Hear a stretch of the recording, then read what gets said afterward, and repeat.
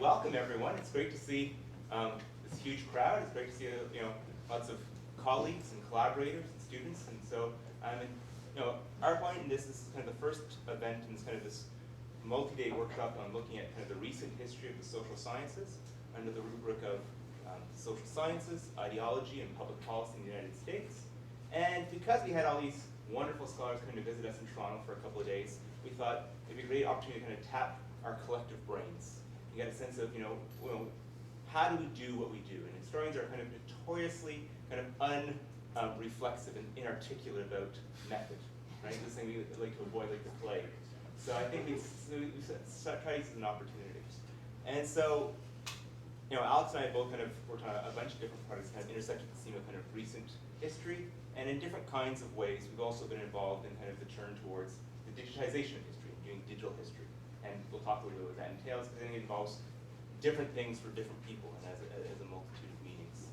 So, and the goal today is, we're here to sort of provoke and to raise some questions and share some experiences. But our goal is to try to make this experience as kind of collaborative and interactive as possible. So we've come up with some questions, and we are as equally eager to hear kind of your answers as our own conundrums. Because I think in some ways we are as confused as anyone else. We are, in a very, I hope, productive sense, sort of making it up as we go along. And that is to say that the entire historical profession is, I think, talking about a lot of these issues as we speak. So keep that in mind. Oh, you've taken over the camera. Okay. So by way of very quick introductions, this is a workshop on doing recent history and the possibilities of digital technologies for doing recent history specifically. So we thought we'd give us just a really brief taste of some of the projects that have brought us to this point in grappling with some of these issues, and then maybe ask a couple, we have a great large group here, maybe ask a couple of you to tell us about the projects that you're working on or would like to be working on that bring you here too. So projects that you consider histories of the recent past, or your interest in digitization and digital methods and using doing digital history. So very briefly, as Mike mentioned, both of us are engaged in projects that are histories of the recent past. And my first project that qualifies, I didn't even realize, I didn't think about it as a project of the recent past. But I was interested in the ways that the work of psychologist B.F. Skinner, specifically his technology of behaviors, the application of his ideas to human problems, sort of played out from the 1950s to the 1970s in American culture. And the kind of openings and resistances to that work, and how it changed both society and the science. And a lot of Skinner died in 1990. His family is still very active in preserving his legacy, and his disciples, and I think that is an appropriate word to describe scholars, his disciples are still extremely active, and I interviewed many of them for the project. And although I am not a behaviorist myself, I had to be very careful about my positionality in this community in order to gain trust. The resulting work is far less critical of this community than it might have been if I was talking about a community that had no adherents, who were all dead and who were in the dusty annals of the archives. So that was my entree into this, and now, and I'll talk about this more later, so I'll just give you a tiny hint. I'm involved in what started as a very traditional oral history project, but that has become on the history of the relationship between feminism and psychology. And that has actually become a bit more than that. So I'll talk more about that later. So I'll let sure. In a lot of ways, I consider myself to be a historian of the 19th century, and that's where I was kind of most happy. And certainly, I kind of came kicking and screaming into the 20th century, but it changed for a bunch of reasons. Part of it was moving from a discipline of history to a discipline of psychology, where I felt kind of engaging with kind of the living presence was an important factor. Part of it was actually Alex's urging and sending me to different collections a number of years ago. And also, my work did kind of go forward in time. And then as I was kind of doing work within psychology, even when I was working on the 1930s and 40s, having very, let's say, vivid encounters with not necessarily my historical actors, but in some ways they're even more adamant intellectual children. Kind of made me sort of think about a lot of these issues of kind of living presence. And then increasingly, the work I do now largely looks at the history of hormones and behavior in the 20th century, and more broadly, the relationship between psychology and sexuality in the 20th century, and now kind of my own older definitions of what constituted history have now been completely abolished. And I'll talk a little bit about 5 or 10 years ago, what I considered to be what was history. I had a very specific definition of what it was. Yeah, and we'll reflect on that in a second, but we'd be curious to hear a couple of examples from folks in the room, sort of why they're here, what they're working on, why they're interested in history, in this workshop, in doing recent history, using digital methods, that kind of thing. Anyone want to come forward? Yes. So I'm actually a philosopher, but I'm now in a lab full of 3D printers and 3D scanners and things like that. So I've been working with historian Eric Wiedenhammer here at IHBSD on the reconstruction of a scientific instrument that was in use here at U of T in the 1930s, and since then some of the parts have disappeared. And so he's been trying to reconstruct it based on photographs and descriptions, and some of those reconstructions have involved him actually sitting down and redesigning parts, and then I 3D print them for him.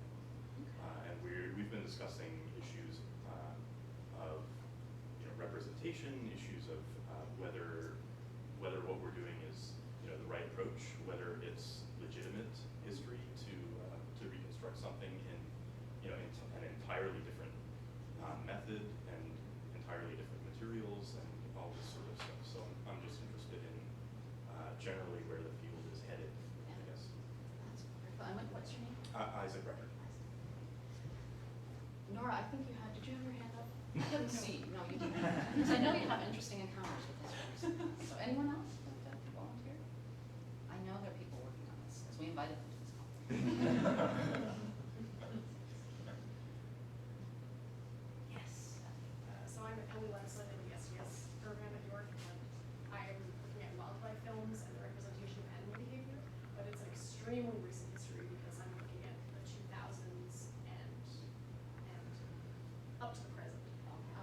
So the people who I'm dealing with are still alive, and I'm interviewing some of them, and there are, I was very interested that today was the Methods Day because I feel a little in over my head in terms of interviewing people, and then as you were discussing how to critically engage with the work that they're doing when just the week before you were sitting there and writing down everything that they said about their own work. Excellent. And several of the things that you've just said we're going to come back to. So if we have no other volunteers. I'll say something. So my name is Tiago Mata, I'm from the University of Cambridge, and there's two strands to my research. One is the history of left-wing economics in the United States, in which I've collected numerous oral histories and had to battle over the ownership of some of this material with the actors. The other strand of my research is the history of communication of economic knowledge since 1945, and that has led me to do some text analysis, working with some digital material, but also placed me in because of my funder, placed me in a sort of a curious situation in terms of ethics review boards and consent forms for some of the interviews, because they have deemed journalists to be vulnerable subjects in an interview context with an academic, and as a result, I've had to build up a whole protocol of information. So yes, maybe who here has had to interview for part of their research? Oh, so we have a wealth of experience here, John. Good. That's a remarkable Yeah, it amount is of people actually. that have done an interview as part of. How many of you in the room, I know you're at different stages of your career, but how many of you in the room have ever been trained in any kinds of interviewing techniques or in oral history? Oh, that's actually not bad. That's actually not bad. Okay, well why don't we're going to return to many of these issues of ethics and access and protection of human subjects, and the issue of what is exactly this recent past where we speak, when does the past become historical and so on. So we're going to dive right into that. So why don't we just quickly review our objectives, Sure. which were Touched on a lot of available these. online. So- But in case you haven't looked, yes. So identify, explore the methodological challenge of doing histories of the recent past. So that's the most broadest and unavoidable. So today we're going to present some of our own experiences. Interviewing, I think, looms large when you're dealing with the living present or the living past. Interviews seem to be a powerful resource. And then the second half, the idea of how is kind of the digitization of our kind of life world kind of changing the practice of history. those are our goals, and obviously we want to engage with you in those goals and have a conversation, and to share, have people who are engaged in this practice share with each other their experiences. So the first thing we'd like you to do is to actually just take a moment to reflect on some of the key terms here. One of the big terms we've been floating around is recent history. We're doing histories of the recent past. Okay? So what I'd like you to do at this point is to take just 1 minute, literally 1 minute, okay, silently, okay, and think about what is recent history. You can actually. Yep. So take exactly 1 minute, think to yourself, what is recent history? Is the history of the recent past really history? When does a study become properly historical? And what do we mean by that? So take 1 minute to think of this. I've handed out some cards, Psychology's Feminist Voices cards, that have my email on them. If you don't have a piece of paper or a computer, but you have a pen, you can write down some thoughts on the back of this card. I've given you the technology to do that if you have a pen. Because I wasn't sure everybody would bring paper. So take a minute to think, what is recent history? I'll come back to you.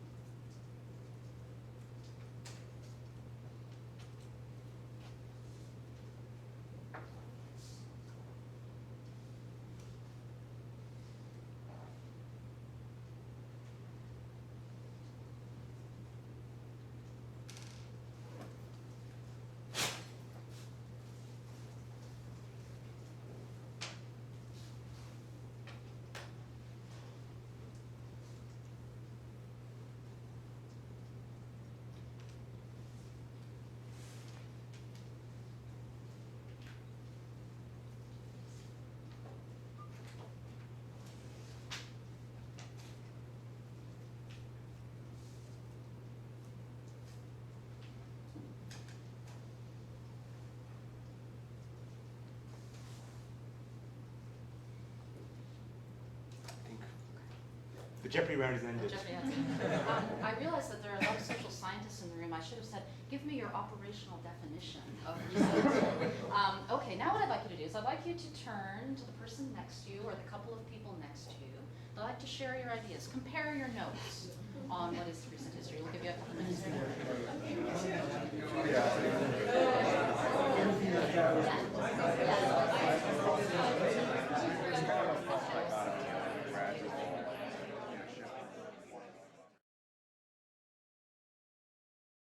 Glad to hear that the energy in the room was And now lively dead silence. and- We have to share with the group.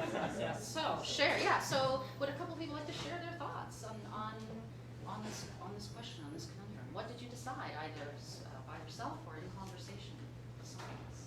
What's your operational definition? Anything after I was born. That is mine too. That is precisely it. And would you like to share when that was? 1946. And which happily coincides with the post-war period. Okay. Anyone else? That's actually not a bad definition. I mean, we were talking about this over lunch. Yeah, anyone else? Yes. Yes. Question about that, So, though. There's no endpoint on that. There's no end Yeah. point. That's right. Is there an end point? That's, I think, a really interesting question. Because, like, does it continue being history, like, up until yesterday? That's right. It was half an hour ago in the recent past. Right. 30 seconds ago. We talked about that a little bit. We were saying that it seems like it's clear for, like, if something has clear historical significance, it becomes historical immediately. So, like, 9/11 is a good example of that in terms of, like, people are interested in treating the subject historically even just right after it happens. So big events. Yeah. Historically cataclysmic events. So how do you decide? How do you know? And some things you just know, right? 9/11, pivotal moments, things that made the pre and the post qualitatively different. Okay. I can't spell. Close enough.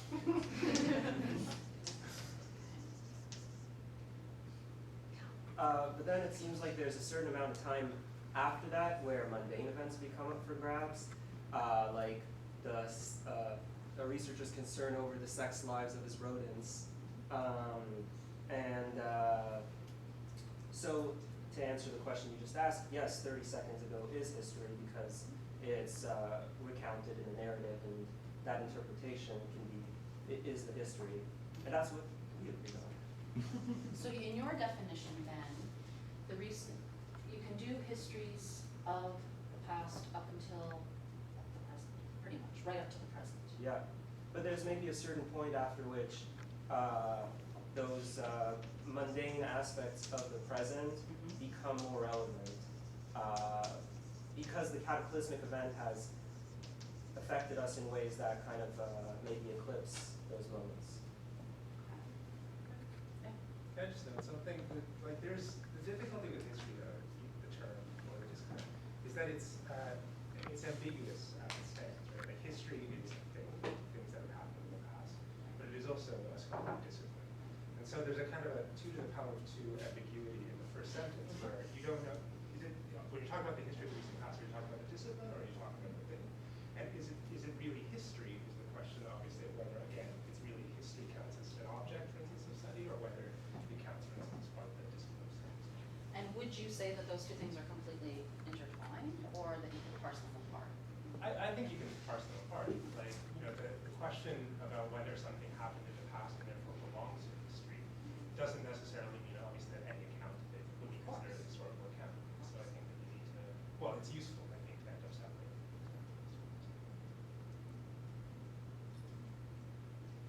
Anyone else have any kind of criteria for? Yeah. Well, I think the distinction between recent history and history is that with the recent history, we study events that are still going on. We don't know to which direction it will move. And with the history, we study the aftermath of the event. The event itself already more or less settled down. And the distinction between recent history and, say, half an hour ago is that we study things that happened half an hour ago. We are situated in a specific space and time. We have no idea the broad implication of the event. So, I mean, things would enter recent history if we have epistemological capacities to figure out, to collect the evidence and to figure out the implication of the history. Now, I have to say, in a lot of the ways historians sort of practice their form of objectivity has been that temporal distance, right? Right. That I'm studying something that is not me in some way because there's this gap in time, often in space, but particularly in time, right? That I'm not sort of studying myself.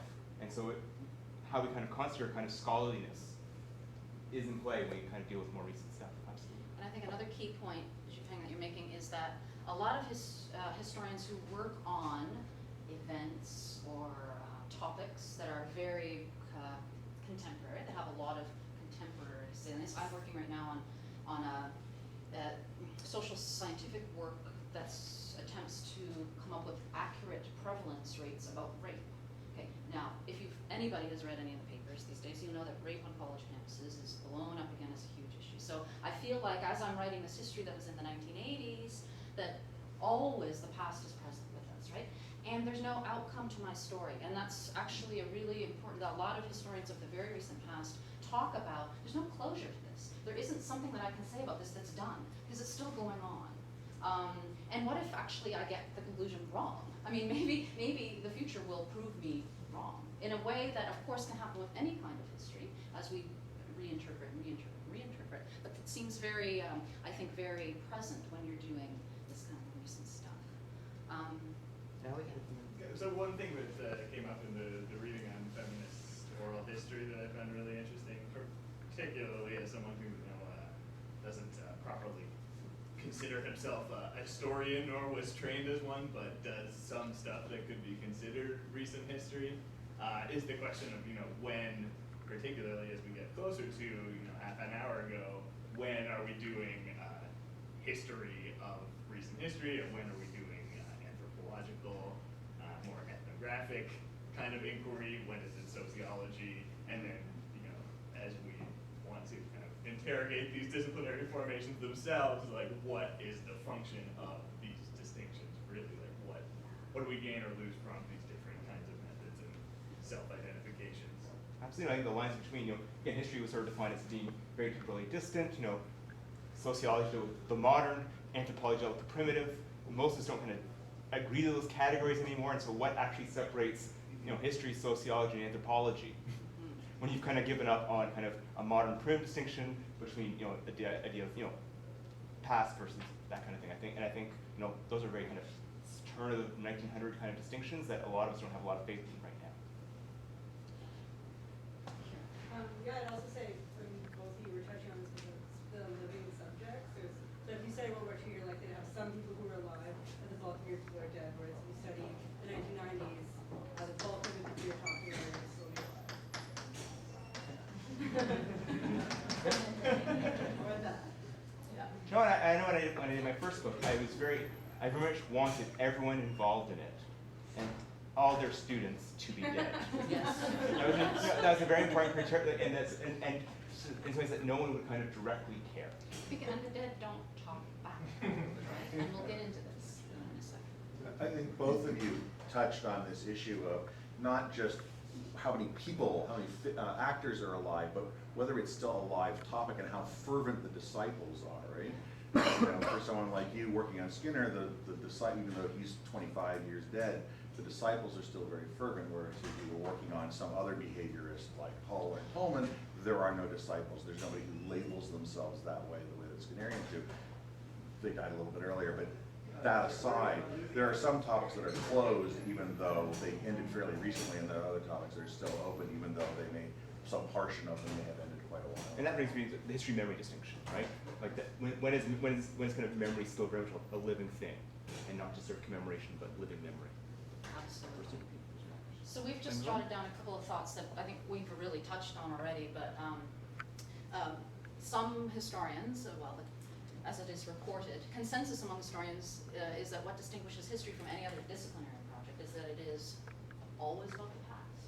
Right? That's what makes it not sociology and not anthropology. Okay? I put that on as a provocation. I mean, this is what some historians say about history. So when historians have thought about this, some of the things that they've come up with is the past requires a move from visibility to invisibility. And it's the task of the historian to make the past visible, okay? And one can only make something visible if it's become invisible. And of course, what does that mean? How does the past become invisible? How do the traces of the past become invisible? And how do you go about recovering that? This was brought up, I think, by Alyssa, the issue of a qualitative difference from the present or a break with the present makes doing recent history easier, perhaps. There's some kind of cataclysmic event that kind of makes what comes after much more qualitatively different than what came before. And then, of course, the ability to have perspective, to see trends and patterns, to have historical hindsight. Is that possible when something happened, a week ago, a month ago, even 10 years ago? Do we have that? One of the things that historians are said to do is to look at trends and patterns and to be able to discern these things. And how much of a distance does that take to be able to do that? So these are some ideas that you've all kind of touched on. Okay, so now that we've spent a lot of time discussing what the heck we're talking about here and having come to no firm conclusions, let's talk about some of the challenges of doing this recent history, however you might define what that is. And so what we wanted to, again, gain your collective wisdom about is what kinds of sources and methods are available or are not available to historians who work on the recent past. Okay? So you can think about typical historical methods, and are those available to the historian studying something that happened maybe 5 years ago, or are they not? And what kinds of sources and methods have folks in the room here used to do their projects? I think one of the biggest challenges of anything from the 1960s on is that there is, if it's significant at all, or has been significant, there is a lot of popular literature on it already that really muddles the picture. Okay. And by popular literature, do you mean? Newspapers, magazines, articles, etc. Okay. So there's a lot of Books. popular Memoirs. Yeah. Memoirs, yes. Memoirs, okay. So, and what challenge then does that pose? Well, there are many different accounts of the same Right. events, right? And they often are not, cannot be reconciled. Right. And plus, how to say something fresh in that. How to even cover the playing field when you have so much? Holly? Yeah, as someone who has kind of a foot in the media studies camp as well, I think equally that's grist for the mill and can be seen as a useful set of data as well, right? And in some ways the water is muddled, but for different purposes, it's So we have an explosion of print culture globally. And even more recently, we have an explosion of digital born materials, right?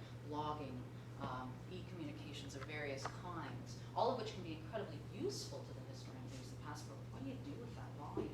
How do you access it? How do you analyze it? What sense do you make of it? One of the things that's missing from the sources is sort of an analysis of the characteristics of the decade that you might be studying. So if you're talking about Victorian history, there's just a million sources that kind of give you a sense of what it meant to be Victorian. But if you're talking about the 1990s, like how many books are there that have actually been written about what it meant to be? And it's uneven. In the 1990s. And it's uneven. There's tons of books on what it's like to be the 1960s. Right? Like there's a crushing amount of, if you can't 1960s, starting at 1970s. But you're right, the 1980s, the 1990s, and I think the 1960s, for example, will always be way more kind of owned and talked about than even the 70s, the 80s, the 90s, and we'll see what happens after. But I think that decade in particular. There's also the issue of history by the decade. Is actually the decade the right kind of unit of analysis? In studying the recent history of scientific racism, what's sometimes not available are correspondence files. So the from archive's living changing. people. And it's always been a great concern to me is the variability in archives as to the conditions under which they've accepted collections and the release conditions, which are sometimes very explicit and clear and sometimes seem arbitrary and not quite so rigid. But in particular, what you usually want, particularly in this area of scientific racism, is you want correspondence. And even if the writer of the correspondence is dead, the recipients of the correspondence are often still alive. And there are, for me, a number of very difficult ethical issues and difficult issues for the archivist as to how to handle those materials. But you want the correspondence. Absolutely, and in the recent past, history starts to look more like human subject research, right? This is the and there's a huge unease in archives, right? Like so, when I was living in Boston, the Kant Way, which is the library at the medical school, has a very different way of processing archival collections than the Harvard archives, right? Because one's kind of schooled much more in kind of medical ethics than the other. Christina, you had your hand up? It's fine. It kind of got covered, so. It's just sort of a question related to energy, which is just the question of classified sources. So especially looking at archives. Yeah. Depends, and it varies by country as well. So the United States tends to release things, certain things relatively routinely, depending on the country. The periods can be much longer as well. If there are living subjects involved, then often they don't end up releasing more information. Absolutely. But also then the repercussions of what you say about sources who are still alive and perhaps active in what they're doing, right? Absolutely, yeah. Chris, and then Not just secrecy, but kind of disposability. We used to have correspondence used to be on paper and it goes into boxes, and now we have this giant wave of email that everyone is busy, throwing out and erasing from their computers as they, reformat their drive before they throw the computer out. And it's, what are we going to do about this? Kind of back to the point of the digitized media sources, it's interesting because there's certain things you would assume would be plentiful if there would be so many sources, but a lot of it hasn't been digitized. And a lot of the things you would expect,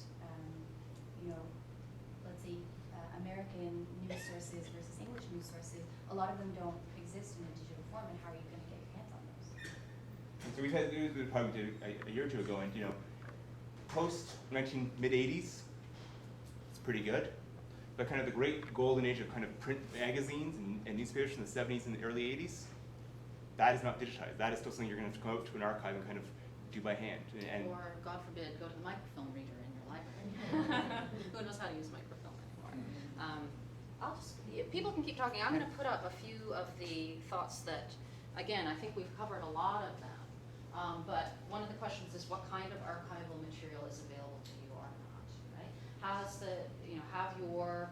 your historical topic developed in archives. Sometimes in the course of doing the work, you find that you are in fact creating your own archive.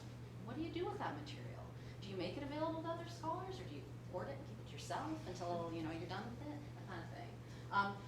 Melissa talked about secondary literature, existing historiography on your topic, not just the kind of broader contextual histories of the periods you're talking about, but your very topic. Is there an existing historiography? One of the things that we tell students is that you should read about what's already been written on your topic, right, by other historians, to place your question and hopefully come up with a different way of looking at this. What if there isn't very much about your particular topic because it's recent, not very many people are talking about it? How do you do that work?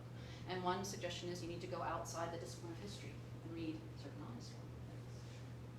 And then non-textual sources, that wasn't talked about too much, but what about objects? What about artifacts? Okay? Film. Film, visual Television. sources, television, podcasts. All of these things could be historical sources for you, and in fact become increasingly important the closer we get to the present. So yeah, so when I do media stuff, I'm not going to go to print media, because it's easy and it's like the kinds of things I like to analyze. But are we really getting news primarily from print media in the 1980s, 1990s? Or are we getting our knowledge from, the nightly news? And how do you, so again, and there are kind of these media archives, but I don't think it's a kind of source that we're particularly well trained, or it's not something that we would go to. And so I think we get more contemporary as we kind of rely on newspapers as our primary kind of evidence for kind of media and social knowledge. I think there's something increasingly kind of off about that. Okay, so we have kind of an open question here about what sources and methods have you used in your projects and with what challenges, and how have you dealt with them? And I think the lack of archives is often is a big one I think we're facing, and the privacy of archives and archives not being open and accessible to scholars with the recent past, I think looms large. And I think we're going to get into some of those specific challenges actually when we talk more specifically about interviewing as a method for doing history of the recent past, and when we talk about the use of digital records and that kind of thing. So maybe we should. Yeah, I think we'll segue over. So we talked a little bit about privacy, but I think we can roll that into oral history as well, or do you want to talk about that? Well, yeah, so the next couple of slides we have are challenges of doing recent history that may involve any of these methods. Absolutely. Okay? Some of them are more relevant for certain methods than others. Okay? And I think certainly access to certain kinds of records in archives, what's available to you in archives, and what you do with ethically sensitive material, as well as the ethics of interviewing, all fall under this kind of privacy and legal ethical kind of topic. Okay?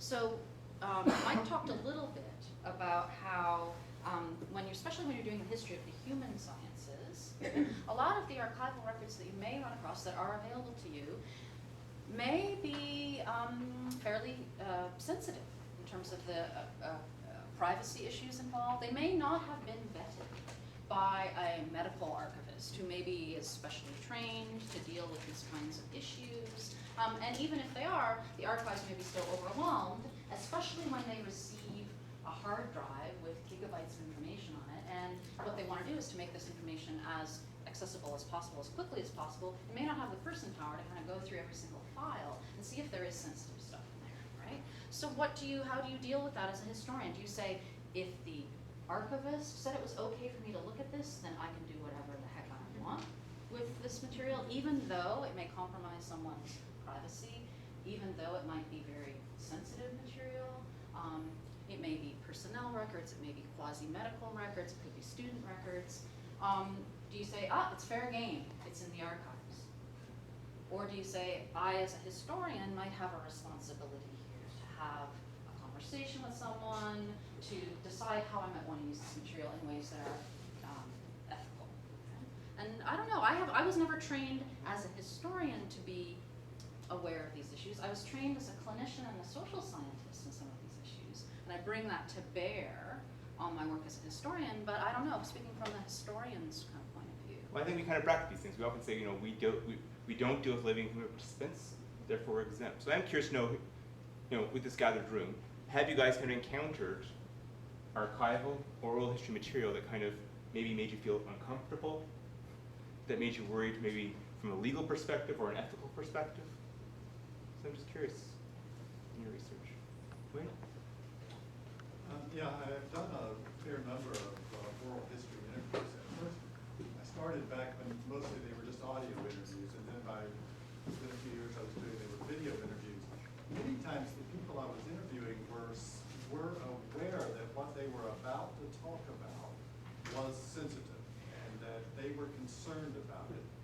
And I can't say I have a 100% record of doing this, but I always tried to make sure they had kind of the right of approval before that material they were concerned about was used. Now, it's maybe a slightly different question than you're asking here, because you're talking about something that's already archived.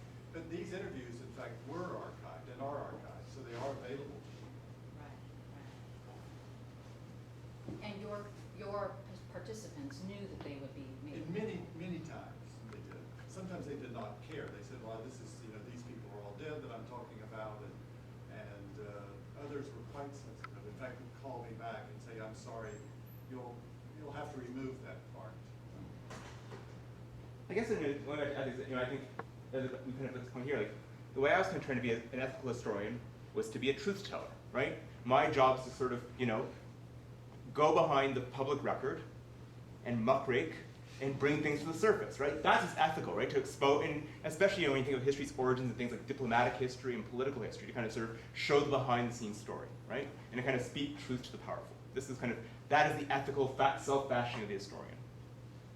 And I do think that, and that's, we know that this ethos of access, right? And that's how being an ethical person. But I do think that it does shift. For example, when I was working on this project on hormones behavior in the 1920s, looking at the correspondence between a celebrity author who talked very much about her rejuvenation treatments, but her extensive correspondence with her physician. It was from just longer-ish than the sort of 85-year marker for kind of the medical closures. It had never been subject to that. It kind of brought up the folder to the archivist. They said, okay, it's been out for 20 years. It's been out for 4 years. You can look at it. And the concern, is it ethical to talk about this woman's relationship with her physician, even almost 90 years after it happened? And is that the same kind of ethics of access and openness that you might apply in another circumstance? Yeah, I mean, I find these questions very relevant and interesting. One of the things I've encountered is how kind of there's prevailing ways of thinking about these questions in certain disciplines that then come to dominate like the thinking in ways that I think are not always relevant. So in particular, what I'm thinking about is in biomedical research, ever since Human Genome Project, there's very heavy emphasis on data sharing. And the mindset with that is that this is big science. It requires public dollars. It requires all teams to gather this data. You should not, as the individual scientist, be hoarding this. So what then happens? So now, and because we live in an increasingly institutionalized research ethics environment, these ideas become operationalized in some sort of way, and the ethic board adjudicates like that. So then you do interviews, and they say, "What is your data sharing plan?"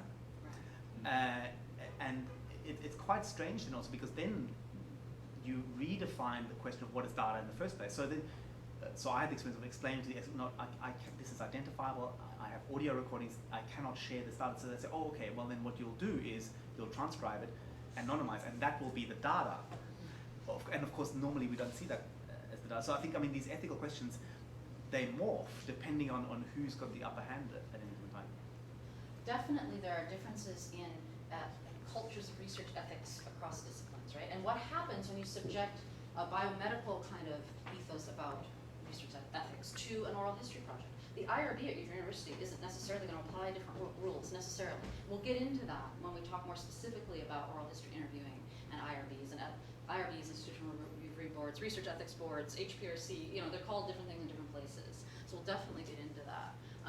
One of the things that's interesting too is that what is considered private or sensitive also changes over time, right? So there's this wonderful book that I should, in full disclosure, say that we've cribbed most of our notes from, and you should all read, called Doing Recent History. And we had hoped actually to have Claire Potter with us. She had family obligations elsewhere, but it's a wonderful book.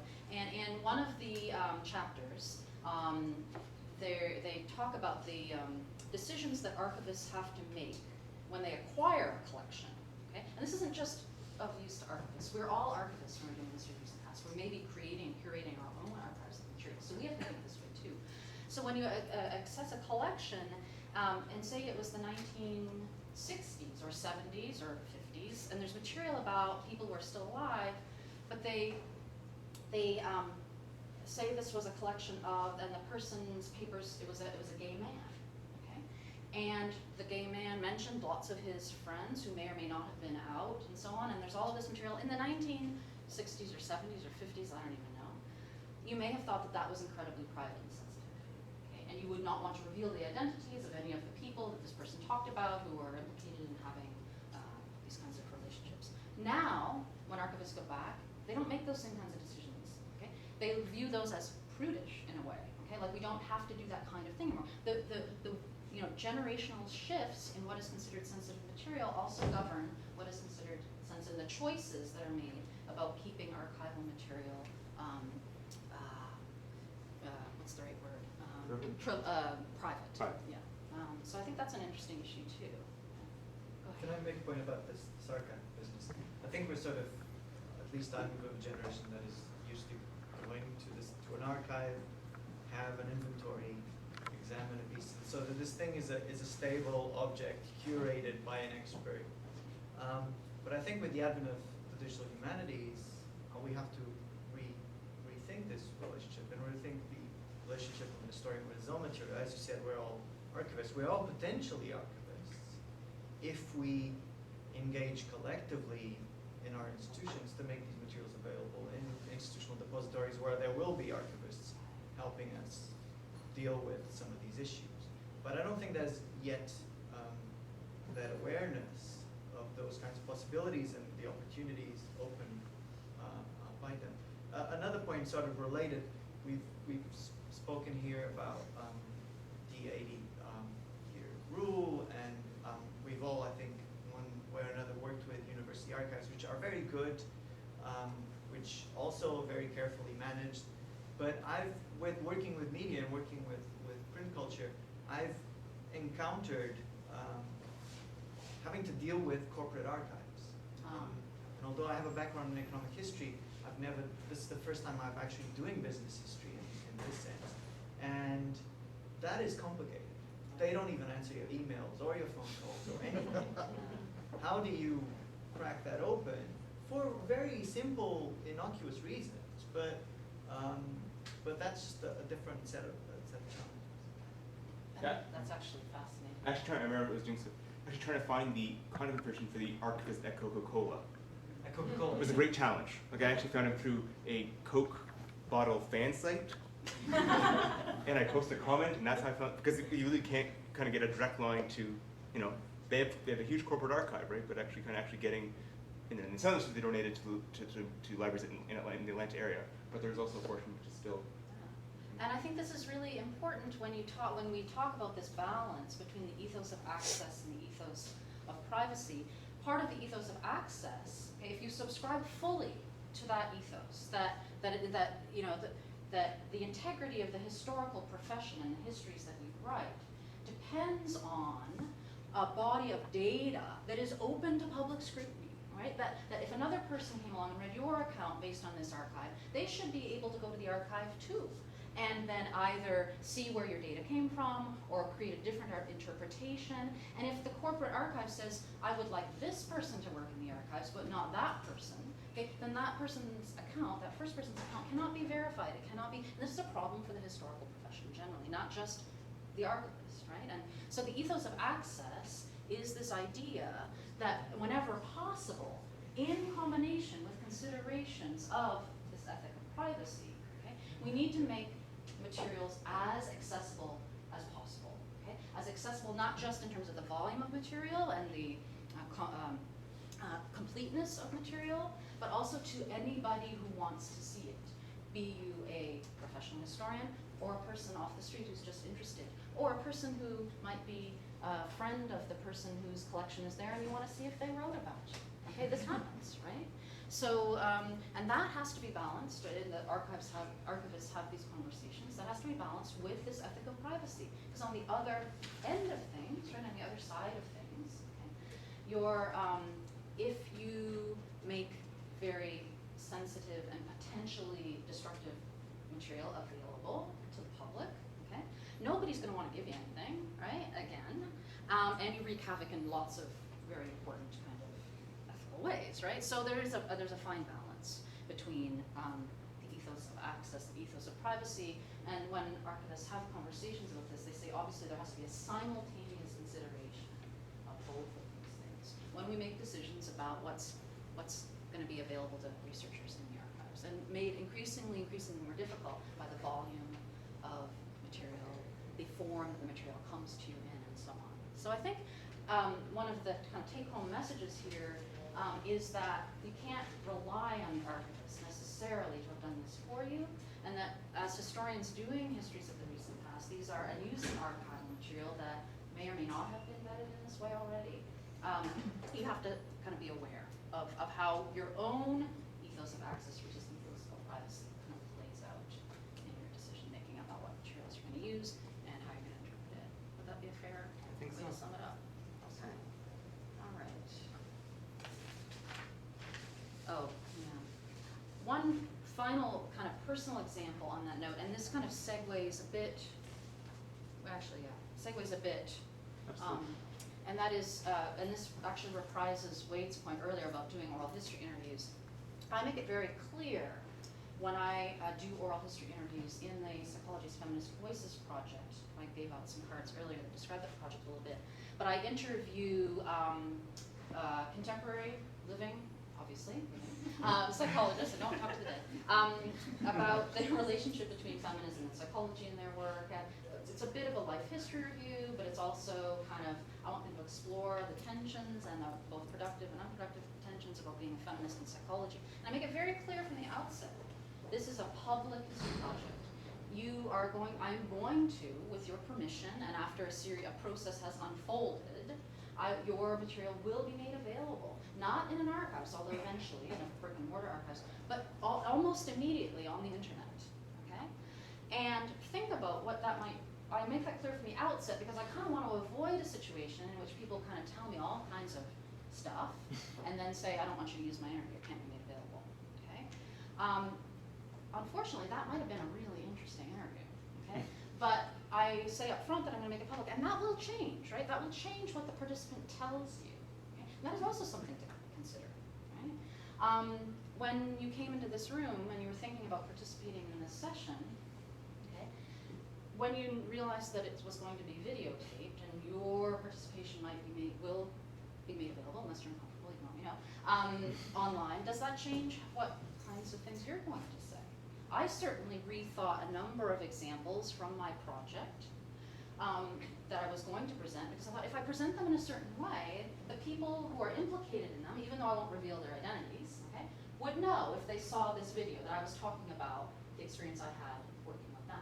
And I thought, I'm going to maybe not do that then, okay? So the very fact that you are doing interviews that are being taped that may be made available in this age extremely quickly and to potentially millions of people changes the way the interview happens, right? So that's another thing to kind of keep in mind. If you're doing a kind of a public history project, if you're just collecting some information for your own project and the intent is not to make that information available to others, you still have to deal with the fact that you're going to want to use the information in publications, okay, potentially quote and so on. So there's a kind of scale here to think about. Yeah. So I'll just mention, I'm mostly a journalist. I'm also maybe a little bit of a historian, but I'm mostly a journalist. And of course, in journalism schools, they wrestle with this from the first day until the last day. And of course, there's no easy answer. But yeah, you know, the students have to be told, like, what do you do when you're confronted with an interview subject that says, okay, this next bit is off the record, and so there isn't a simple. I was doing an interview on Tuesday, and the person I was interviewing said, okay, this next part is off the record, and I thought, well, you're about to say the most interesting thing. Good part. So that kind of said, no, anyway, whatever. That one wasn't the end of the world because the article I was writing was so short. I wouldn't have been able to incorporate the juicy bit. But I know a lot of journalism professors will encourage their students to not let that happen. Like, you know, to tell the person, I'm a journalist, so whatever it is you're going to say to me, it's on the record because here we are. You know, and even when they say, sorry, I'm too busy to do the interview in the email, you can quote that, right? So, anyway. We don't just have one source of distortion here. We have multiple sources of distortion, and so at some point you have to begin to think about what are the implications for the integrity of the historical account.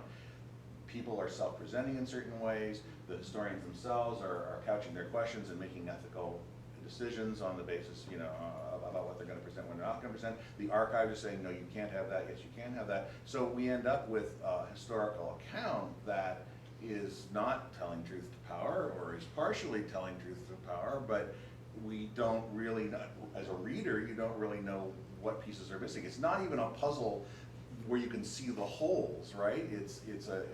You woven together this account that seems complete, but in fact is not complete.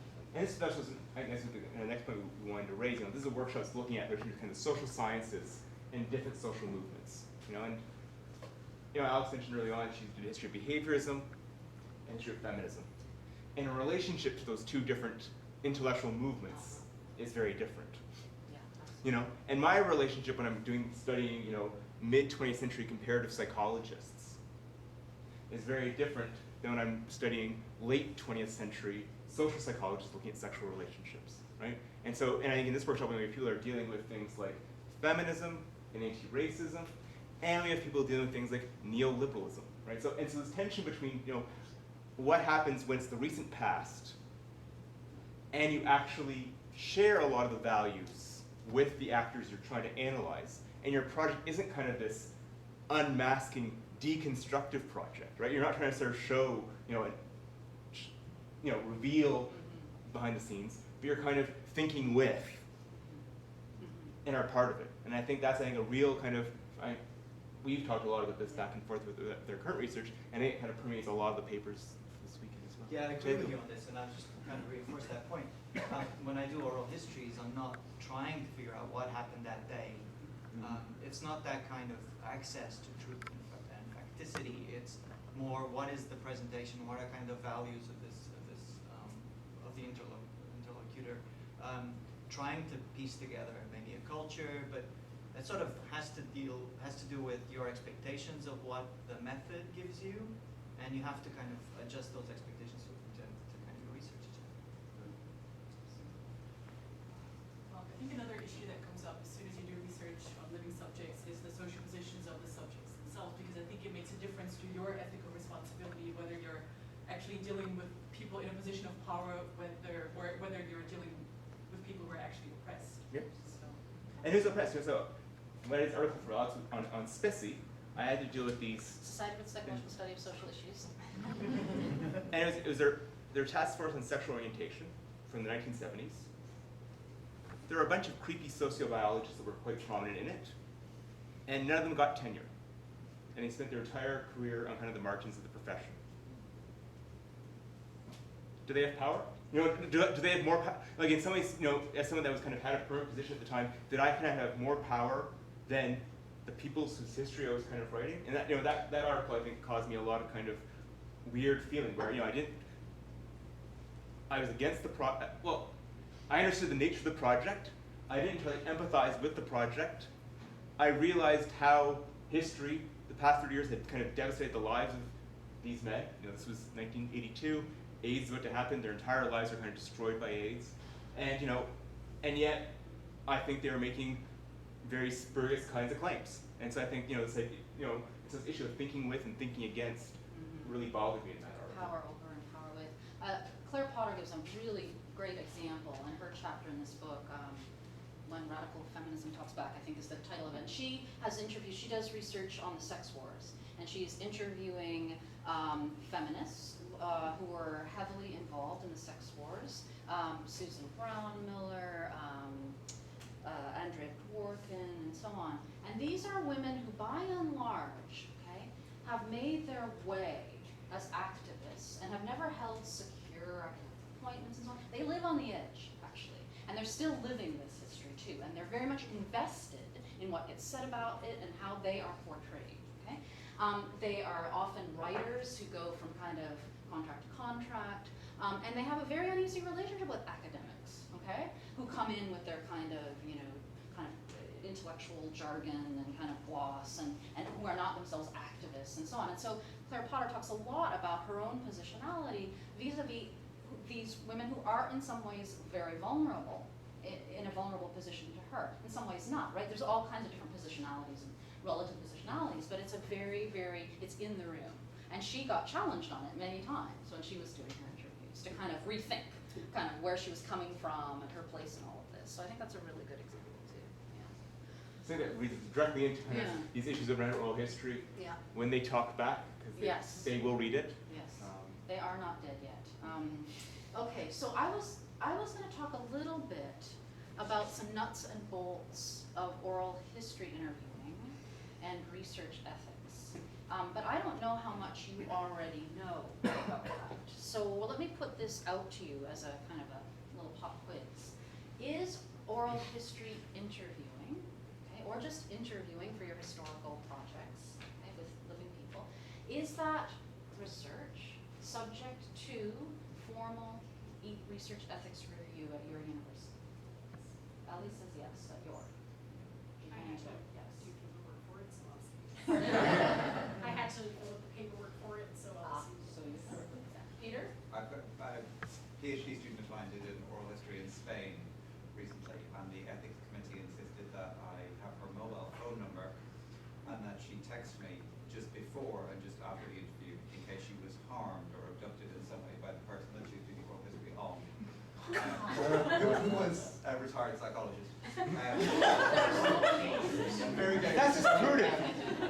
So it was to protect the research. The issue, I mean, this happens routinely around psychologists going and interviewing people off campus for various reasons that could be social science or history. Oh, okay. But the concern for the personal safety of the researcher when they go into interviews. So, not that I could do anything if I got a text from Spain saying I've been abducted by a retired psychologist. But we follow the protocol. Yeah. Well, I mean, to sum up, actually, okay, as of a decision made in 2003 in the US, okay, this is US specific, oral history projects are actually not subject to IRB review. You don't have to do it, okay?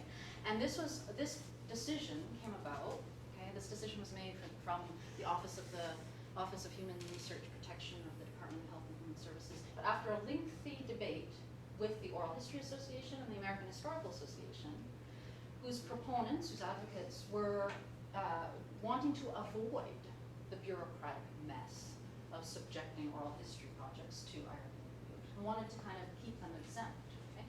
So there were two spokespeople here, Don Ritchie and Linda Schultz, who represented these organizations of professional historians and said, we want to do everything we can to make sure oral history doesn't have to go through all these loops and bureaucratic messes, and they were actually successful. Okay? But the story doesn't end there. The way they made the argument was extremely controversial among the very same constituents that they thought they were representing. What they did was they argued that oral history is not research, and therefore does not have to be reviewed by a research ethics board. And they said oral history is not research because the definition of research, if I can find it here, a systematic investigation, including research development, testing, and evaluation, designed to contribute to generalizable knowledge. Oral history is not research. Under that definition, they argue. The oral historian signed up to this? No, the oral historians got some oral historians signed up because they didn't want to have to go through IRB review, because it's a hassle. I'm simply oversimplifying there. And other oral historians were livid that their professional organization presented what they do as non-research. So, what has happened before and since that time is that a lot of universities and colleges, at least in those contexts, have made decisions on their own about this, and many places do actually require you to do those kinds of, go through those processes, and at York, certainly we have to. And in fact, I have brought, and it's actually, there are pros and cons to this, right? It's actually, at York, it's not that difficult to go through IRB. It's very simple, especially if you're not working with vulnerable populations, because you're not interviewing vulnerable people. And so what I've done, if people are interested, if you're thinking about doing a project, or already do a project and you're interested in comparing notes, I've brought the informed consent and the what's called at York the HPRC protocol, human protection something, I can't remember. that I had to fill out, and also that I use a deed of gift to the public domain because the interviews that I do, they're intended to be transferred and made available to others. So I ask my participants to sign a deed of gift to the public domain after we've gone through a number of processes involving informed consent, and then the conduct of the interview, okay, the transcription of the interview, the return of the transcript to the participant, the opportunity to make any edits, changes, additions, subtractions that the participant would like, sending it back, signing the deed of gift. Okay? And my deed of gift is relatively straightforward, but I looked, and my informed consent is relatively straightforward, even though it still has to be 2 pages, so full of legal stuff. But I looked up, just for interest for this workshop, I looked up another large oral history project called Montreal Life Stories. And their informed consent and deed of gift is really way more complicated than mine, because they give people all kinds of options about what happens to their interview. Okay? And these are, the Montreal Life Stories is a project where community historians, academic historians do interviews with Montrealers who have been displaced by war, genocide, and so on. And so there's a lot of ethical things to consider there, and their deed of gift has about 5 or 6 different options for participants in terms of how they want their interview dealt with. They can have it kept private for X number of years, they can have parts of it made public, all kinds of things. I just ask people to say, after they go through it all, now I want to be able to make it public. So that's kind of that kind of little example that I've just given in my own project is more or less an example of what many places consider best practice, minus 1 or 2 steps maybe, for conducting oral history. And there's tons of information available on the Oral History Association website, and have always been before this debate, about best practices in conducting. I'll talk about this in a minute, but the idea of having like a full video oral history online available to you, with all of the kind of nuances that kind of you can detect from that, versus having access to only a transcript, is kind of another issue that we'll talk about. So I guess, should we just kind of pose the question? Well, yeah, I think, in terms of the kind of, the history of science, for those of you who have done oral histories, what was the experience like? What were the advantages of it? I have some awkward moments from mine, and I know, Alex is a wonderful oral historian. Her work's really driven by it. She has nudged me towards oral history. Wow, you must talk to people, Mike. Very reluctantly. And, I'm not a wonderful oral historian, so let's leave it at that. And so, yeah, but I'm curious to know people's kind of experiences with kind of that have kind of done them. What was the experience of interviewing? Kind of, did you get what you wanted out of it? So, one thing I found is that scientists, this is the history of the social sciences is the main focus, actually don't want to talk about their historical projects. So I kind of want to talk about something from the 1970s. And they want to talk about their next article, their next book. And they're kind of, no, you did this really cool thing like 40 years ago, let's talk about that. And they're like, I guess I sort of did, but let's talk about the new book, which will come out in a month's time. But in the back, yeah? I think a bigger comment, when we talk about the history, it's important to talk about the history environment. It's not good to talk about right or wrong, or good or bad. The better to let the people have the idea, the way to do, of course, the narrative or history talk from different sides has a different reality. I'll give you an example.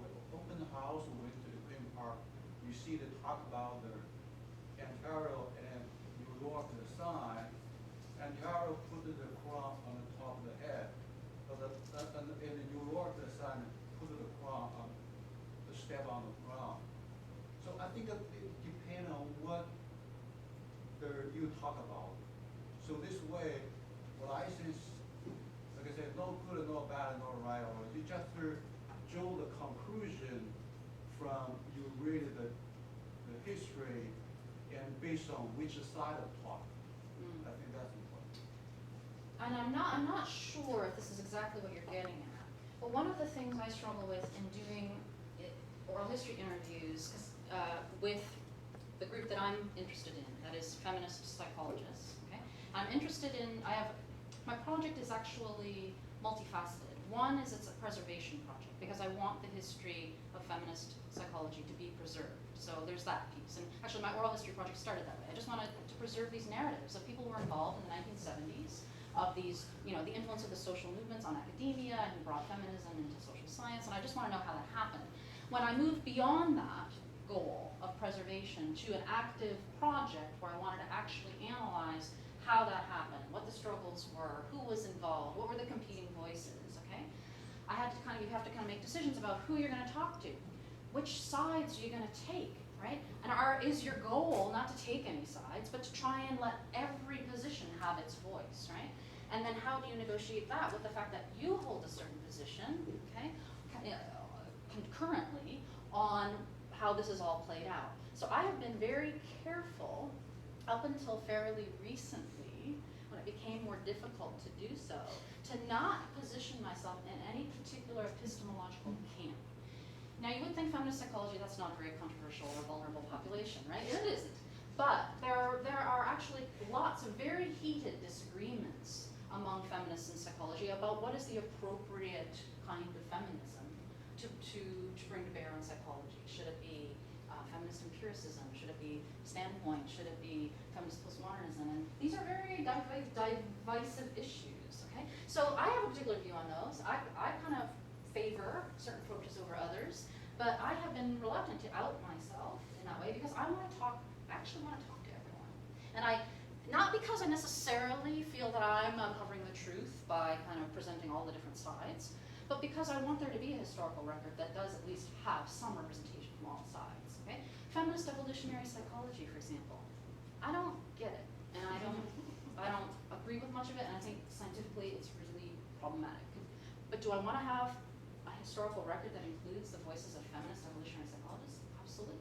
So how do I, as an oral historian, kind of out myself as being anti what you do, and then show up at your door and say, tell me all about what you do, and I'm going to be fair and wonderful. Tell me all your right? secrets. Yeah. So it's actually been pretty difficult when you want to publish work, which does actually, you do have a point of view, okay? And then the feminists you interviewed, I actually had this happen. One of the people I interviewed, long after the interview, and I published an article in a very mainstream journal that she read, and she told one of my colleagues that I don't believe in science. Okay? That Rutherford doesn't believe in science, which is untrue, by the way. But because of the way the article was written, that kind of challenged some of the feminist criticism. I now am known by this very high-profile feminist psychologist as an anti-scientist. So it's hard. Yeah. So 2 points about oral history. So in Britain, when you're trained in oral history, you're taught, because oral historians come from this kind of folk tradition and history from below, you're taught that it's not all oral history until you have 4 sessions of 2 hours each or something like that. And when you're interviewing scientists and you're interviewing elites, you don't get 4 hours or 2 hours 4 times, right? So often what you get has to be kind of really adjusted and doesn't often capture a life history narrative. It has to capture something else.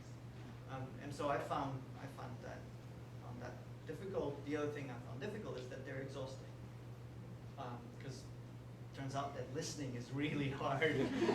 And so at the end of an oral history interview where you're supposed to kind of stand back and follow their lead, allow them to play out their memories and all this other stuff, which is great on paper, it just turns out it's really hard to do. And I don't necessarily like them. I don't like doing them. And then think about the 8 hours of tape that has to be transcribed. Well, that too. Yeah. Get a pedal. No, it is exhausting. This is partly the reason why very early in my training, and I was actually trained in my first life as a clinical psychologist, thinking that I would become a clinician and listen to people as my job every day, 8 hours a day. And I thought, I don't know how people do this. This is exhausting. Okay. So I empathize. So I do now do oral history. Shall we move on? Sure. Just to close off this kind of idea of IRB review and the pros and cons of it, I should say that a lot of people find that putting their projects through some kind of research ethics review actually can be really helpful, really generative, in trying to think through some of these issues. Like what will happen if somebody says something in this interview and at some point decides that they actually didn't want to have that made public. And so thinking through all of the possibilities can be something that is facilitated by a careful ethics review. Sometimes it's not. Sometimes they're just off the story and you feel frustrated. But generally, they can also be helpful. Oh, sorry. Alex, just a quick question in relation to what was just previously said, that I'm still uncertain about at what point things become oral history, because all of us at some time or other need to call someone to check on some small piece, and it's a conversation that lasts on the phone a couple of minutes, and you're not going to transcribe it, and you're not going to publish it or make that generally available. And I never treated that as an oral history, but I don't know if there's any meaningful dividing point where you say, as you say, was it so many sessions? I mean, at what point things become an oral history? So the way I was kind of taught about it, I think one thing is a good oral history is not meant to simply be strategic for your own current project, right? So if you're just kind of trying to follow up and get like, I want your account of this event on this day, right? Just for me. Yeah. There's a sort of this ethical imperative to kind of encompass kind of the totality of experiences. So, and part of that is also this ethic of publicity. The idea is you're meant to create a complete record that other researchers could mine for their own purposes, which you have not intimated and wouldn't use. From my understanding, some research boards have considered any contact Absolutely. to constitute an oral history that requires standard review. And I think in particular when we're doing history of science, this is a group of historians of science, when your subjects are not the subaltern, but your colleagues. When does an email to maybe even someone in your department constitute research? And I think this is why, for me, I literally sort of define oral history as this kind of total life course meant to be public, meant to be transcribed and available in its full format, as opposed to the more kind of strategic inquiry and follow-up. Yeah. Myself. And there are the literature on oral history does talk about the idea of what oral history is and what oral history is not. One of the things they say it's not a casual conversation, right? So there are some indications, but I mean, ultimately, if you're really in doubt, I guess you'd have to ask your IRB, right? But this comes up all the time. This is a very practical issue that comes up all the time, and certainly in our graduate program. And I don't think there's any straight, easy answer, and you have to kind of sort it through, and some of the criteria that Mike has mentioned could be really useful. I'll sound like a technocrat for just a moment. I mean, IRBs are kind of clearly quite, how should we say, like distinctive in how they adjudicate things local, right? But in terms, I think I'm pretty confident of this, that according to the TCPS guidelines, any oral history, like especially one that's recorded, would have to be subject to IRB approval, independent of how a local IRB would actually adjudicate those things. Oh, okay, so the Tri-Council has. I think so. Yeah. It's minimal risk, and so I think, when I look at the literature, it is American-based, right? And even so, there's just a whole different language of ethics that's different from the APA ethics code and kind of bioethics in the United States, or that I've obviously read. The Tri-Council is, for the non-Canadians, this is our 3 big granting agencies, and they have some overall blanket statements, and sort of Canadian research is governed at Canadian research by the Tri-Council, and you're right, I think there is it falls under minimal risk, so it goes for expedited review, but it would technically be called, it involves a living, breathing human being. This is just one example, again, from the protocol that I've used to get research ethics approval for my oral history project. This is an example of the reasons why some of the historians did not want to subject oral history to this kind of review. It's because usually it is sort of a one-size-fits-all kind of document, right? You have to kind of negotiate. So one of the questions you have to ask is, will individuals remain anonymous? Please note that it is expected that participants remain anonymous, okay? Unless participants explicitly have given their permission otherwise, which is actually, that's pretty generous, I would say, okay? But clearly, in my project, defeats the purpose.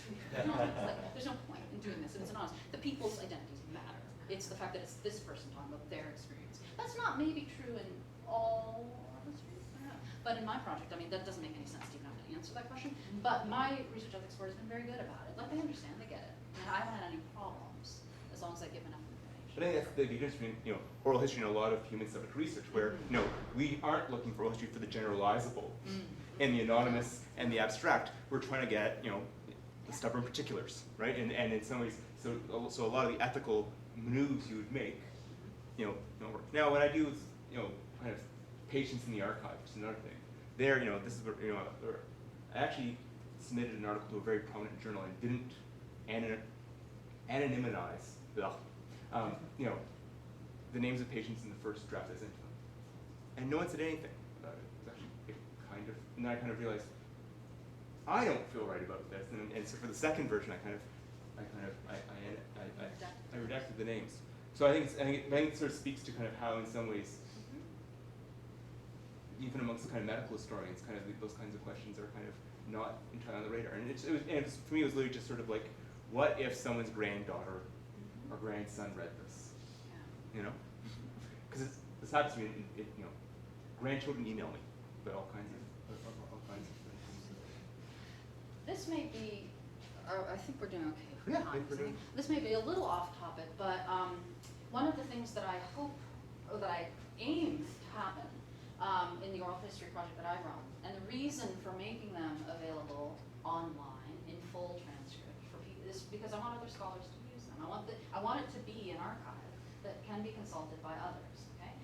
That said, I still feel quite kind of protective of this material,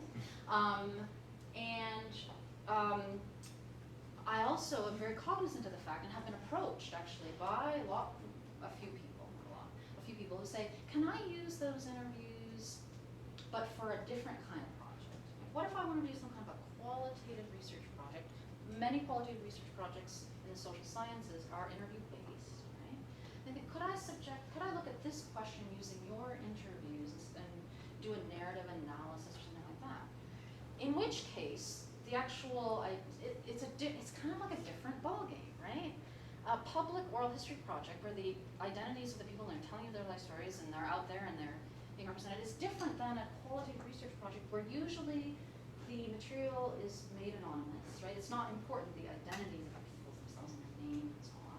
And you're looking at, I mean, it's just a very different kettle of fish. And I've actually tried to get my head around this and actually have had students who want to use the interviews this way. And I've kind of said, okay, let's explore what that would look like.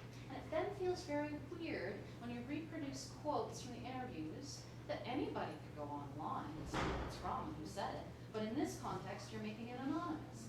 What sense does that really make? I mean, it's a very odd thing, actually, kind of, and I haven't figured it out. Well, in part it's because it's a digital database. It's digital database, so we're getting there. I think that's not so much an ethical question for the historian. But in the interest of full disclosure, I should probably say I'm in the unusual position of being a scientist who was subjected to an oral history by Alex. You're up So there. all my gear is up there. But I think it's not so much an ethical question for the historian, but I think the exchange that you're having with the student is saying something really interesting in a critical way about qualitative research methods in the social sciences, actually, and the way in which data is positioned as passive objects in there and so on and so forth. So qualitative social scientists are not as far from the objectifying gaze as they sometimes represent themselves as being. So I think that difference between a historian's way of looking at things and a qualitative social scientist is one of the out with those other things. But to speak from that position just a little bit more, I think one of the things that we're all very sort of anxious about representing and misrepresenting people who are subjected to oral histories, but there is another side of it, which is, I mean, I did go back and put in my appraisal form. One of the things I did this year was I went to Toronto and I was included in this archive. So I mean, it was quite to my benefit in some ways to have the honour of being in this thing. So I think there is that element to it as well. And many people will want to be interviewed by historians or social scientists and will feel that their story has been taken seriously by somebody in a way it has not been taken seriously before. I'm involved in a project now where people are saying, I've never said this to anybody before, but a lot of the time, yeah. So, question 7. What, if any, are the benefits to the participants? The benefits to the participants are that their work is featured in our online resource. The participants participants have noted that they are honored to be included in the project and that the exposure is good for their career. This is true. I'll put that. Mommy just said the funny story about the journalist who saw the video. Okay. But I also think this point about kind of wanting to tell your story actually also think shapes our archives in the 20th century, right? So I think one of the things that I've noticed in my own work is like when you look at early 20th century social scientific archives, there's kind of this dearth of kind of non-professional voices in it. And if you kind of touch on any kind of mid-20th century social scientific archive, they're just flooded with the voices of participants, the voices of readers, the voices of critical readers. Like, you know, like most social scientists had a crank file. Oh, yeah. You know, that they kind of put these things in. And so I think this idea, so I think a lot of us, you know, is kind of wanting to, you know, so again, I think we are kind of talking from this moment of vulnerability, but there's also this real desire by a whole wide swath of people to want to tell and narrate their stories. And we find this, you know, and we find this, historians are working with those people that want to tell their stories. So it's not simply just a kind of imperialism. It's also, you know, people want to tell their oral history, they want to share their experiences, and that's part of what the historian does, is kind of publicize that as well. Absolutely. Well, let's jump into this because I'm mindful of time and want to make sure we cover all of our topics here. But let's think very quickly about the notion of intellectual property rights and interviewing in the digital age specifically. So we've been talking a lot about kind of interviewing and ethics and archives, and I think that there are further complications when you think about doing this in the digital age, okay? And further possibilities actually as well. So one of the things that comes up when you make decisions about what's going to be available to other scholars is the notion of intellectual property rights. Who owns the archive? Okay. Is it a corporation who owns the archive and regulates access? Is it open access? And if so, how do you deal with that? One of the things that I've come across in my project, and I'm absolutely learning as I go, okay? Because I didn't picture doing this. I thought, oh, I'll do a few oral history interviews to preserve the narratives of the early feminist psychologist period. And then it kind of took on a life of its own. So we have a lot of members of the Feminist Voices team here today. And we've all been learning as we go. And so one of the things that I have had to think about, and we've brainstormed about as a group, is things about copyright, okay? Things about, we're putting everything online, not just our interviews, but also the original work of the Psychology's Feminist Voices team. So we take these interviews and we write original profiles of the people that we interview. We do lots of archival research and write original profiles of women in psychology's past who may never have been written about before. Okay? So just to give an example, and you can think about this in terms of your own work. So we have now over 240 original profiles of women in psychology's past and contemporary feminist psychologists, including a huge digital archive of oral history. Okay? So this is rich stuff that should be used in really interesting ways by other people. So I had, on one end of the spectrum, I had a request from an editor of a book, okay, who said, we're publishing an interview by this psychologist in our book, and we'd really like to use your profile, meaning the PF Psychologist Feminist profile of this woman, okay, as the kind of introduction to her interview in this volume. It's a hard copy volume. Could we yank it and put it in? Full credit will be given to you. So that's one, so we had to make a decision with them. On the other end of the spectrum, I had a request from a colleague who was producing an online textbook, okay, and said, we'd really like to include lots of material from your website into our textbook because, hey, most history of psych textbooks don't have a lot about women, they don't have a lot about feminism. This would be great. And that's great. I love that request, right? I want to get more women and feminism into my history of psychology. Amazing. Can I basically copy, I don't know, like 20 of your profiles and put them in this online textbook? Really? Okay. First of all, it's an online textbook, so why would you need to like just take the material and put it in your book? Why couldn't you just link to it? And so people would have to go to our site. Internet traffic and visits are the currency right now, right, of your site. So the person was respectful enough, and a colleague, and knew to ask. And in that case, I said, I don't really see why you have to do this way. I'm happy to have you link to as much of the site as you like, and here are the reasons. But I don't want you pulling material into your textbook at that level, that much. But to the person who said, can I just take that one profile and publish it in this book? I said, okay, with proper credit you can, and if you have an online version of the book, please link to the site. And I got the permission of of the student who had authored the profile to do this, and he and I had a conversation about it, and he felt it would be, you know, a nice thing to have his work published in a book. So one profile versus, so 1 page material versus 30 pages of material. That was the kind of criterion we used. Okay? So what is fair use?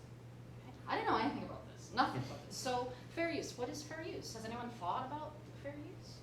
I took a class on copyright action. So who are the experts? So we will But email you. this applies in the US. I don't know if it's the same in Canada. So fair use for academics is 10% of the work. If you violate 10%, you're open to being sued. So I think that if that was an online textbook or was going to be something for pay, then you could sue them. But if they only took one thing out of it and it wasn't for pay, no way. Okay, so for pay enters into the conversation. Right. Then it wouldn't be actually fair use, it's for pay. Then it wouldn't be. No. I like it. Fair use for me would be if I'm writing my thesis and I want to take, I don't know, some sort of, I guess, pictures of chemical pathways or something out of another textbook, and I wanted to republish those, I could. That falls under fair use. Or if I wanted to take, you know, your pictures of and blurbs about feminist psychologists, that would be actually fair use. But I couldn't, you know, take your work, put it into a new textbook and charge people for it. Well, these are the kinds of things, I'm not sure how many people are, you know, are faced with these kinds of issues, but they're. Real monument is the current hullabaloo over, well, it's not really current. It's a really current controversy over the federal government about to pass adjustment to the regulations so that political events or news events that are broadcast by CBC or published by, you know, print web sources would be considered fair use to use in political campaigns. So they could be used in, guess what? Like advertising, negative advertising, because we're coming up to an election. So we are getting into this, what is fair use, and then there's of course the other aspect of fair use, and that is historical research. A lot of research, a lot of this material now is under copyright. You have to pay to even look at it, let alone use it. So where does that leave academics? And I used to be really on top of it, I'm not now. But it's I don't think it's getting better. Having to pay to see certain material has absolutely ripple repercussions for what kinds of historical accounts can be told and by whom, right? So this should be on everybody's minds, really. Okay. Okay, so yeah, one other anecdote perhaps that might be useful that hits on this notion of commercial use. Okay, so there you can actually read about fair use. There's some fairly very specific things. But one of the other challenges that we faced as a research team in our project was had a request from a colleague who knew about the resource and felt that the organization that she represented actually had some claim to ownership over the resource because they had given me a small amount of seed money about 15 years ago to buy a video camera that I used to do some of the oral history interviews.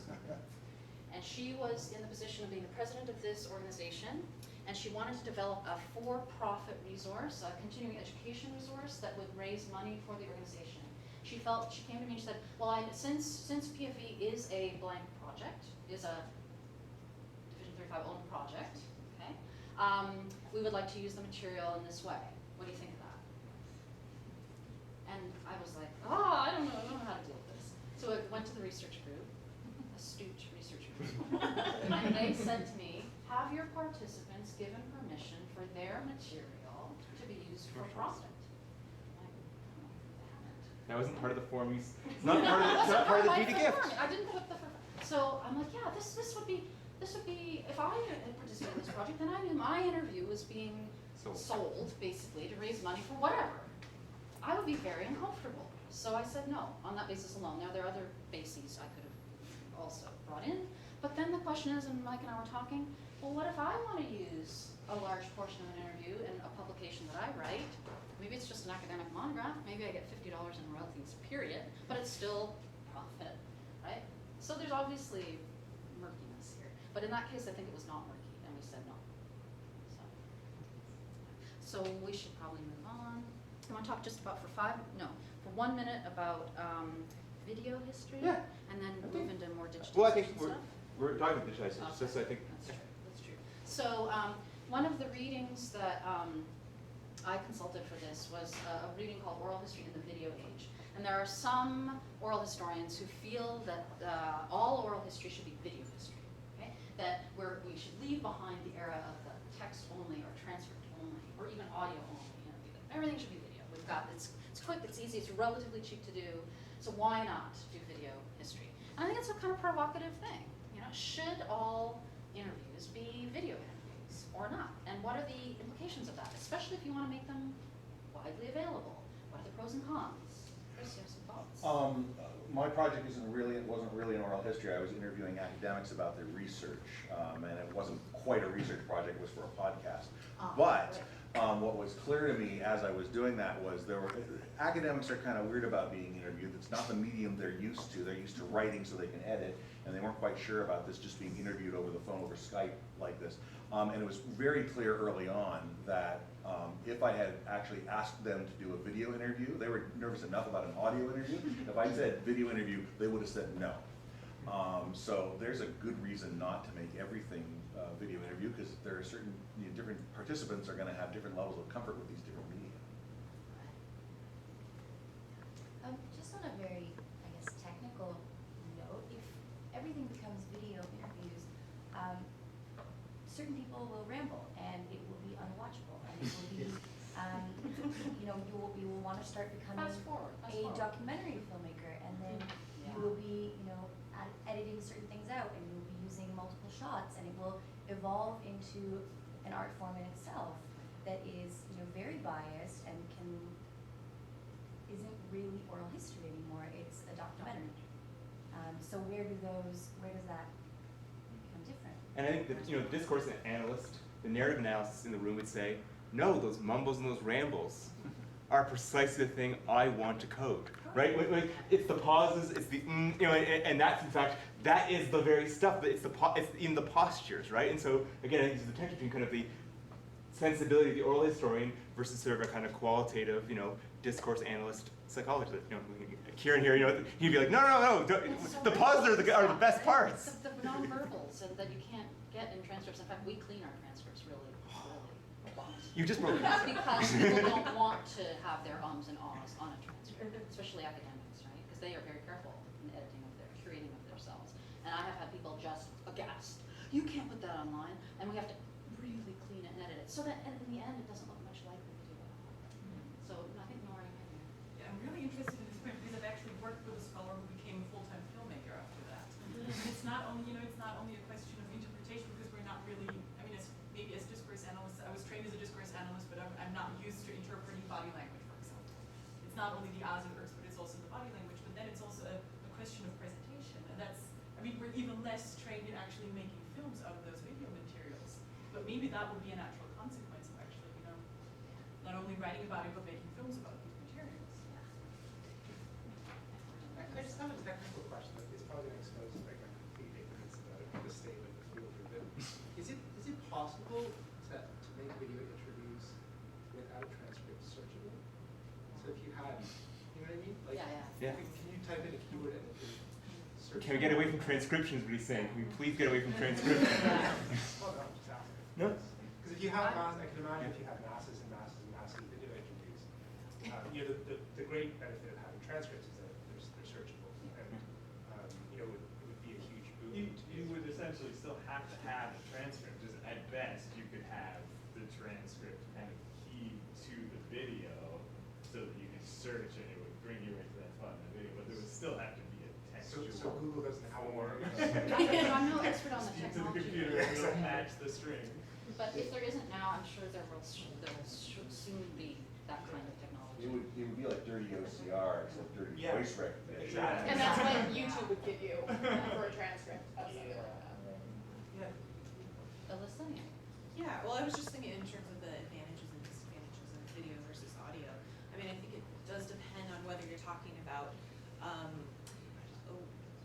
advantages are for you as the person conducting it versus somebody 20 years from now looking at it. Because I've been in the situation of having a transcript of a historical subject and then going and listening to the tape and being able to suddenly understand what the dynamics were of the interview as a result of hearing the tone. And obviously, like, a video is just even more information about that, you know. So, you know, if this person seems like they're being rude in there, well, maybe there's contextual clues about why, like, what just happened in the interview, about why they just got pissed off.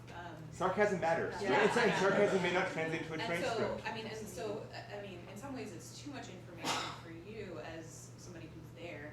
You don't need all that body language, but 20 years from now, when it becomes not recent history. Yeah, I remember that was a really tension-filled interview. But the person might want to use it in a couple years. Yeah, I just want to raise maybe a trivial point about quality, but having had to sit through many, many hours of audio, you want to have good equipment. You want to have a good recording of the conversation. And I think the same thing applies to video. You can't always have video because you can't always have quality video because you don't want to fill your website with crappy videos. There's plenty of those online as it is.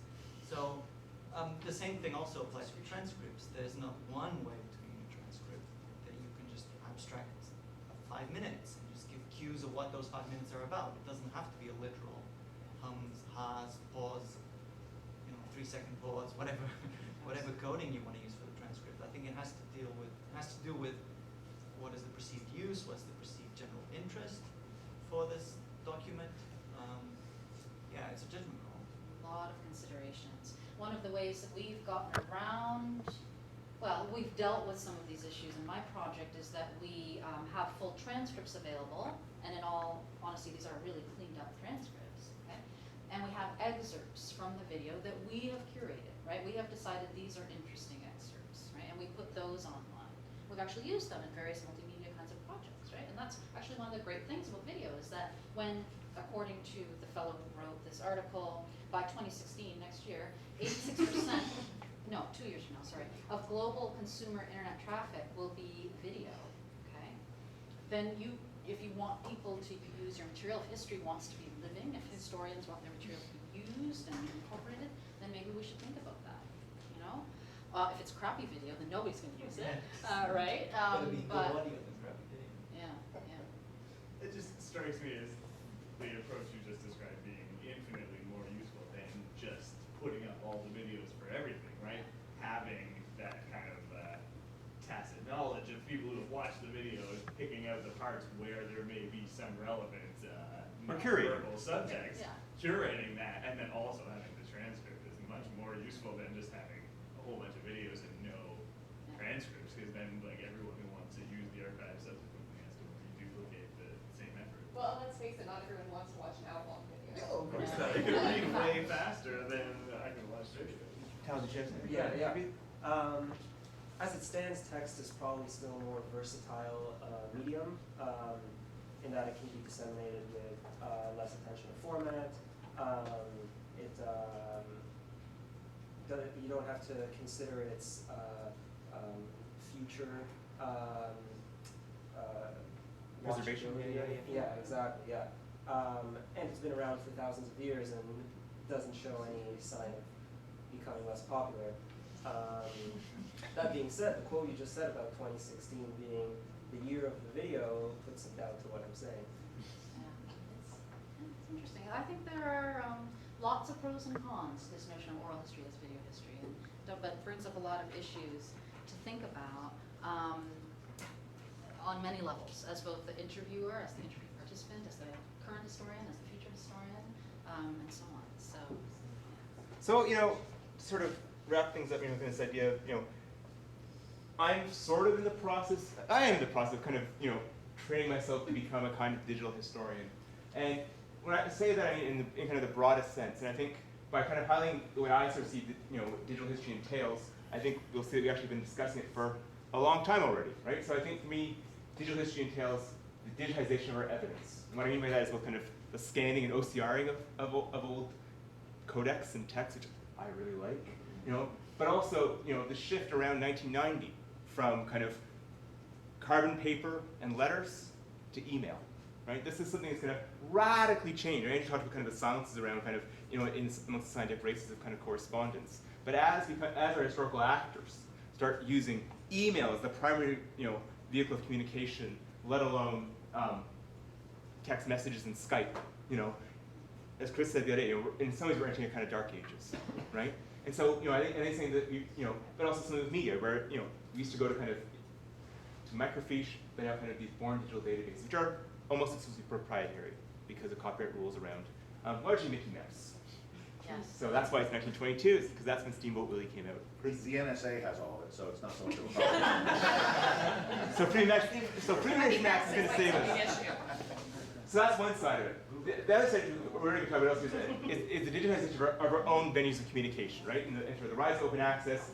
Alex gave some really wonderful examples of kind of trying to do a open access, free, openly available project, and you do that as a wonderful colleague, and then all of a sudden there's all these attempts to commercialize what you've tried to make free.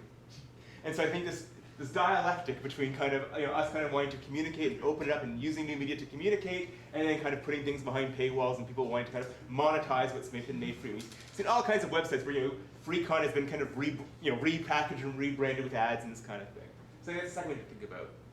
And the third thing that where I kind of think about, and this is I think something that's kind of most difficult for me as someone that was trained as a historian, where I privileged, there was kind of two virtues when you're a historian. You do thick description and close reading. This is what we do. This is the value added.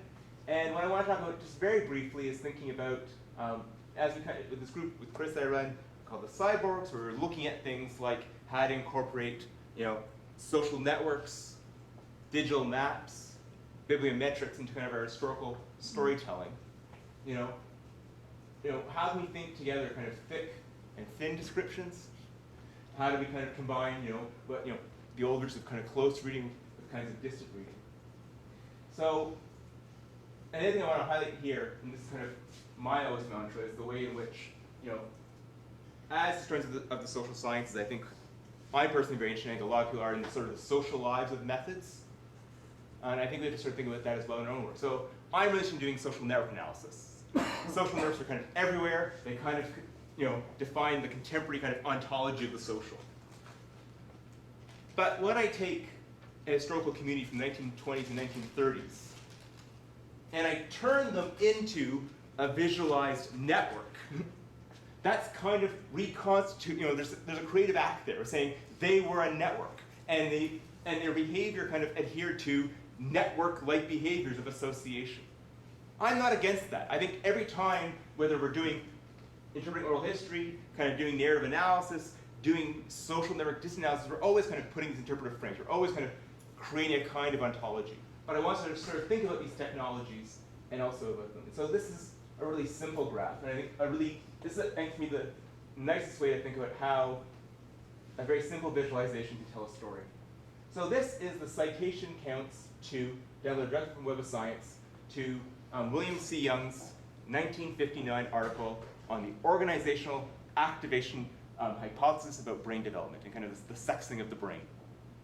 And this is a really weird graph. What we know from bibliometrics is that most scientific articles die after 5 or 10 years. One of my historical lecturers, Stanley, said, after 10 years, you should burn every scientific journal because it's either become fact and it's a textbook story, or it's wrong. So this is really weird. This is an article from 1959. And if anything, over the past 5 to 10 years, its citations have increased enormously. Neuroscientists don't cite 50-year-old articles. And so I think the very fact, this is kind of, this is an example, I think, where this can kind of, this very simple visualization kind of can provoke a story of why. What is going on here? What can it raise? The other point I want to raise, and I hope we can talk about over the weekend a bit more, is what do we do with over a century of social scientific data? We now have 85 years worth of scientific public opinion polls, all archived at the Roper Center, available digitally on all kinds of issues. do we take this as a transparent, up till the 1940s, there's issues of it not being a scientific sample. This is the issue that historians have kind of, this is what the political science care about. When did we kind of get accurate scientific sampling, right? That's not the most interesting question to me. But so do we just kind of take public opinion polling data from the 1950s and 60s and take it as a measurement of attitudes of people thinking about contemporary issues? What do we do, with, as psychoanalytic archives are trying to open up, things like not just tests, but actual responses to mental tests, projective tests, clinical tests. In what ways are these kinds of very private, intimate data, a kind of historical source as opposed to a kind of piece of clinical evidence? And the reason I kind of turn to the digital is just because it is just getting so massive. Like, what do you do with, thousands upon thousands of questions? For example, I was looking with the public opinion on attitudes towards AIDS. Over 40 years, we have literally, 3,000, 4,000 questions about people's attitudes towards AIDS. So anyway, so I think sort of thinking about these kinds of stories of scale, I think, and kind of how do we zoom out, but kind of keep with kind of the closeness of kind of the pauses and the hums. It's going to interest me a great deal. But I think we're coming up pretty close to 3:30. So any kind of final reflections that help us sum up, wrap up? I hate to do this as a final thought, but I'm not sure if it's going to become, it should be coming up, especially for historians.